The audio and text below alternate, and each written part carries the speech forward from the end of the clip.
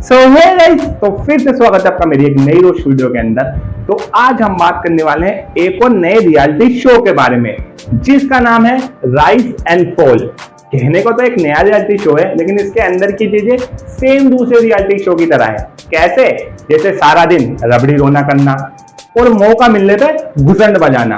क्योंकि इसके अंदर जो लोग आए हैं ना, या तो उनके पास काम नहीं है या तो वो काम ही नहीं करते, तो उनसे तुम क्या ही उम्मीद लगाओगे। तो आज हम बात करेंगे इसी शो के बारे में। तो ज्यादा आपका टाइम वेस्ट ना करते हुए बकचोदी शुरू करते हैं। तो चलो। दोगले लोग तो बहुत देखे होंगे आपने। आज एक दोगली दुनिया दिखाता हूँ। 16 सेलिब्रिटीज, एक धांसू रियलिटी शो और 2 हिस्सों में बटा एक खेल। राइज एंड फॉल 40 दिन का शो है, क्योंकि इसके पास बिग बॉस की तरह 90 दिन चलने का बजट ही नहीं है, और ना ही ये इतना इंपॉर्टेंट है कि Amazon प्राइम इसको अपने प्लेटफॉर्म पे दिखा सके। ये शो एकदम फ्री है। ये देखने के लिए आपको एक भी पैसा खर्च करने की जरूरत नहीं है, क्योंकि ये देखने के बाद आपके ब्रेन सेल जरूर खर्च हो जाएंगे। बात तो सही है। राइज एंड फॉल के लिए कुछ लोग बिग बॉस से उठाए हैं, कुछ लोग जो दिल्ली के अंदर सारा दिन बकचोदी करते हैं वहां से उठाए हैं, रेड रूम क्रिएटर से उठाए हैं। मतलब कहीं ना कहीं से कुछ कुछ उठा के मिक्सी में डाल दिया, और घुमाने के बाद जो निकला उसका नाम है राइज एंड फॉल। इस शो के बारे में एक ही चीज ओरिजिनल है, वो है मेरा रोस्ट जो मैं कर रहा हूँ। और सबसे इंटरेस्टिंग बात है, इस शो को होस्ट कर रहे हैं हमारे अश्लील ग्रोवर जी।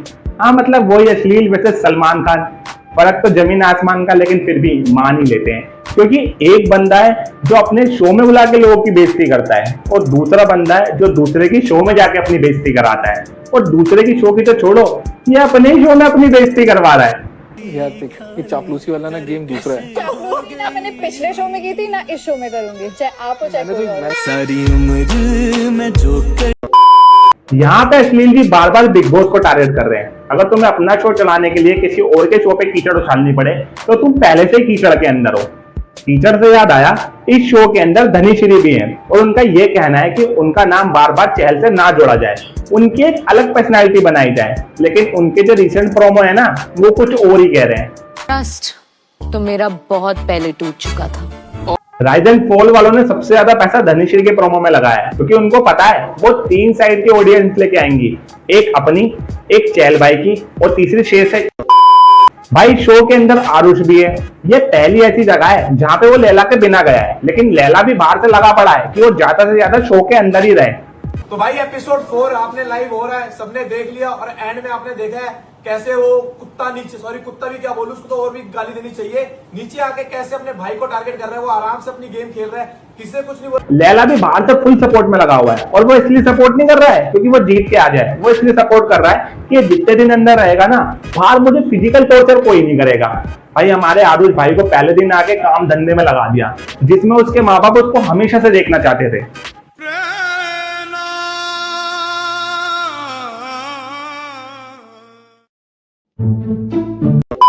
भाई मैं तो चाहता हूँ ये शो आरुष ही जीते, क्योंकि 40 दिन दिल्ली के अंदर लड़कियां सेफ तो रहेंगी। क्यों आरुष भाई? भाई बाहर की लड़कियां तो सेफ हो गई, अब घर की रहेंगी नहीं रहेंगी वो मुझे नहीं पता। भाई ये बात मैं आरुष के लिए नहीं बोल रहा हूँ, क्योंकि इस शो के अंदर पावर किंग पवन जी भी तो है, जिसको देख के लड़कियां एलिमिनेशन से कम और पवन जी से ज्यादा डरेंगी। अरे हाथ हटाओ, अरे यार हाथ हटाओ ना भैया। भाई पवन जी को पावर स्टार इसलिए कहा जाता है क्योंकि स्टार होने की सबसे ज्यादा पावर जो यूज कर रहा है ना, वो हमारे पवन जी हैं। मूवी किए हो? मूवी नहीं किया अभी, वो चांस नहीं मिला। चलो हम तो कहिए, आप हमको देंगे? हाँ हम आप किया जाएगा। कुछ भी बोलते हो। भाई वैसे तो पवन जी लेजेंडरी एक्टर हैं, उन्होंने 150 से ज्यादा मूवी करी है, लेकिन उनसे ज्यादा अच्छी एक्टिंग उनकी फीमेल एक्टर करती है, कैमरे पे कंफर्टेबल रहने की। अरे भाई जानता नहीं अभी मेरे बारे में। भाई नेक्स्ट जो इंसान है उसका नाम है अरबाज पटेल। इसको तुमने बिग बॉस और स्पिट्सविला में देखा होगा। भाई इसने अपनी पर्सनालिटी, अपनी बॉडी और अपने हाइट के अराउंड ही बनाई हुई है। जानना भी नहीं बेटा, जानना भी नहीं चाहते, जानना भी नहीं। बेटा बेटा मत बोल। अरे नहीं तो मतलब आते आरुष और बाली से 1v2 करके भिड़ गया। तू देख अपनी शक्ल। हाथ हटा, हाथ हटा। भाई नाम तो अरबाज है, लेकिन एटीट्यूड सलमान खान वाला लेके चल रहा है, और आरुष से तो ऐसे भिड़ रहा है जैसे पहले दिन उसने कोर्ट पे नहीं उसके ऊपर हक दिया हो। अब जो आई थिंक आरुष किया उसने पूरे पॉट पे पी किया हुआ है, मतलब वो पूरा गंदा पहले में था I'm sorry but Arush आएगा to give himself and act like a human being living in the society। कसम खुदा की ऐसा। अरे आरुष भाई, ये राइजन फॉल है, आपके व्लॉग नहीं है तो कहीं पर भी हग रहे हो।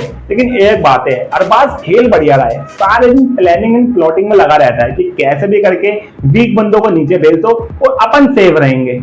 हमको जीतना है, हमको लूज नहीं करना। दोनों के डिसीजन पे अगर जाते हैं हम तो हम 50-50 कर सकते हैं। भाई ये स्पिट्स विला X5 और मराठी बिग बॉस का जाना माना फेस है। वो अलग बात है कि नहीं जीता, लेकिन इतनी समझदारी वाली बातें करके शो में आरुष से मारामारी कर ली।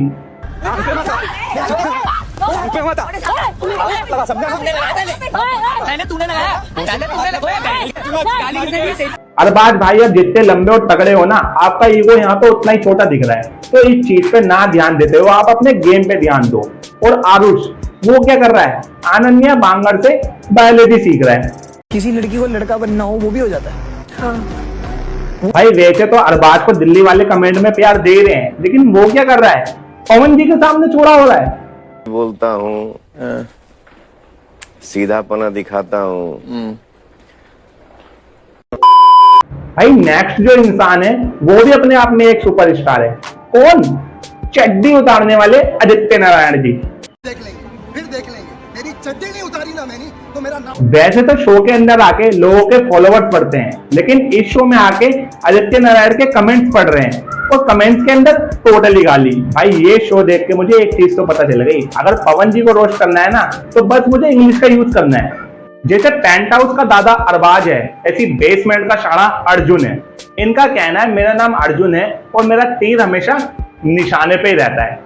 हाय, दिस इज अर्जुन बिजलानी। आप लोगों ने मुझे कई बार देखा ही है अलग अलग किरदारों में। भाई पता नहीं क्यों ये राइजन फॉल का अर्जुन कपूर बनता जा रहा है। वैसे तो सारे दिन अपने आप को लीडर लीडर बोलता रहता है, लेकिन जब डिसीजन लेने की बात आती है तो डिसीजन ऐसा लेता है जैसे अंधों में काड़ा राजा। मतलब फिजिकल टास्क में बर्फ तोड़ने के लिए तो लड़कियों को बोल दिया और नींबू निचोड़ने के लिए आरुष को बोल दिया। प्राइज स्पॉट के पहले ही टास्क में वर्कर्स ने की रूलर से बगावत। इम्पॉसिबल भाई। भाई ये है लड़का लड़की में क्वालिटी। और दूसरी बात, जब ऊपर वाले लोग आरुष पर चिल्लाने लगे कि तू क्यों नहीं गया, तो वो ये बोलता है कि भाई वो स्ट्रॉन्ग है, उसने गोल्ड जीता हुआ है। अरे आरुष मेरे भाई, उसने कुश्ती में गोल्ड जीता हुआ है, अरे बर्फ तोड़ने में थोड़ी ना जीता हुआ है। और तीसरी बात, भाई जिस लड़की ने अर्जुन को एलिमिनेशन से बचाया, बाद में उसने उसी लड़की को एलिमिनेट कर दिया। मुझे ये समझ नहीं आ रहा है कि बेसमेंट वालों को ये कौन सा गांजा फुकवा रहे हैं। भाई इनका नाम है कीकू शारदा। ये द कपिल शर्मा शो छोड़ के आए हैं, मतलब नेटफ्लिक्स से सीधा मैक्स प्लेयर पे। मतलब इतना गंदा डाउनफॉल नहीं है। मजे की बात ये है कि 40 दिन अगर ये रहे तो हम इनको इनके असली रूप में देख पाएंगे। मतलब लड़की से लड़का बनना भी एक अलग ही बात हो गई होगी इनके लिए। भाई इनका नाम है कुबरा शेख। इनको आपने वेब सीरीज में देखा होगा, नहीं आया समझ में? एक वीडियो दिखाता हूँ, 1 मिनट में समझ जाओगे। समझ गए ना? हाँ भाई, बताने की जरूरत नहीं है, सीक्रेट गेम के अंदर थी और इनका नाम पोप्पो था। और अभी जो सन ऑफ सरदार 2 मूवी आई है ना, ये उसके अंदर भी थी। और अब ये राइजन फॉल में। मतलब मुझे ये समझ में नहीं आ रहा है, लोग अपना करियर स्क्रैच से बनाने आए हैं या बने बनाए करियर को स्क्रैच करने आए हैं। और भाई इस वाले शो चालू होने से पहले ना 2 बैग चूज करने थे, 6 लाख वाला पेंट हाउस में, 1 लाख वाला बेसमेंट के अंदर। और उन्होंने 1 लाख वाला बैग पता है क्यों चुना? क्योंकि उसका कलर इनकी ज्वेलरी से मैच हो रहा था। तो भाई अगर इतना दिमाग शो के अंदर आके चलाओगे ना तो आप बेसमेंट में रहने डिजर्व हो, ठीक है? मेरा पूरा नाम सचिन, सरनेम बाली है। भाई नेक्स्ट जो है उसका नाम है बाली, जो रैपिंग की दुनिया का जाना माना नेम है और सिडनी स्वीटी के बहुत बड़े वाले फैन है। अब सही बोलूं, थोड़ी थोड़ी भूख लग रही है मुझे सिडनी स्वीनी की कच्ची खानी। भाई जिस डिश का इन्होंने नाम लिया उसका तो पता नहीं, लेकिन शो के अंदर लोग इनसे गाली बहुत खा रहे हैं। और जेंडर को लेकर बाली भाई एकदम क्लियर है कि जेंडर 2 ही होते हैं, एक मेल और एक female. I only associate with 2 genders, ही और शी।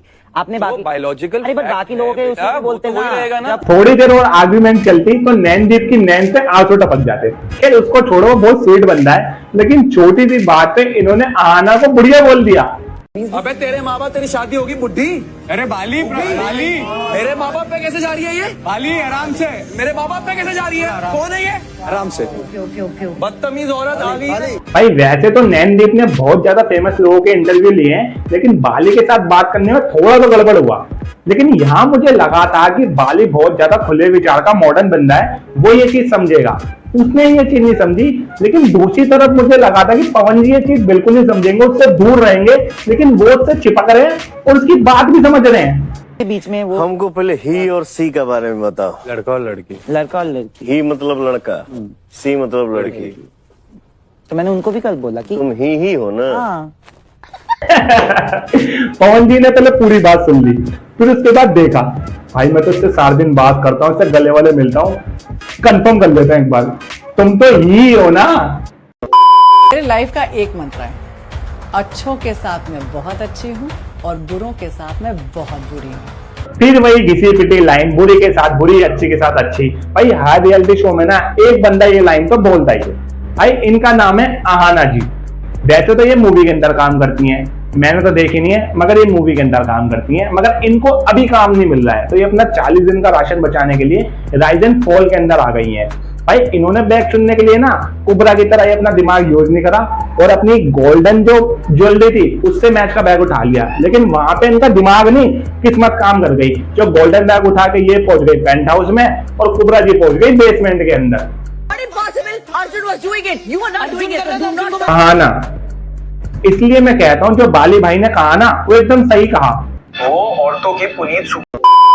वैसे तो बाली भाई को पेंट हाउस में सारी सुविधाएं मिल रही है, लेकिन पता नहीं क्यों इसको देख के वो चिड़चिड़े से रहते हैं। मुझे नहीं आता उसके साथ बॉन्ड करना, मुझे नहीं आता इसके साथ बॉन्ड करना।